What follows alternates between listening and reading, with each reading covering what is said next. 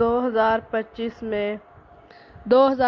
میں پانی کی قلت نے دونوں ممالک کو سخت بحران میں ڈال دیا۔ پنجاب کے ایک سرحدی گاؤں میں ایک پرانا کنواں تھا جسے خالی کنواں کہا جاتا تھا۔ مشہور تھا کہ یہ کنواں وہ پانی رکھتا ہے جو دشمن کی نیت کو جاری ہوتا ہے۔ بھارت کے فوجی انجینئر آنند اور پاکستانی آبی ماہر سلیمان کو ایک مشترکہ پروجیکٹ کے تحت سرحد کے قریب زیر زمین پانی کے راستوں کا معائنہ کرنے بھیجا گیا۔ دونوں کو علم نہیں تھا کہ جس جگہ تجزیہ کرنا ہے وہاں ایک خالی کنواں ہے جسے 1947 میں بند کر دیا گیا تھا۔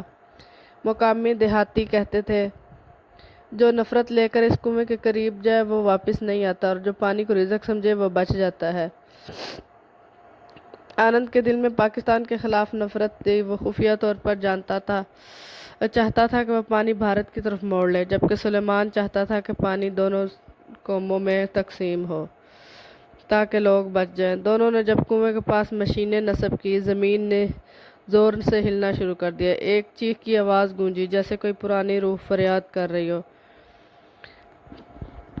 اور آنند کی آنکھیں سرخ ہو گئی۔ اس کا ہاتھ خود بخود لیور کی طرف بڑھا جس سے پاکستان کی طرف جانے والا راستہ بند ہو جاتا ہے۔ سلمان نے چیخ کر کہا، رک جاؤ، یہ پانی رب کی امانت ہے۔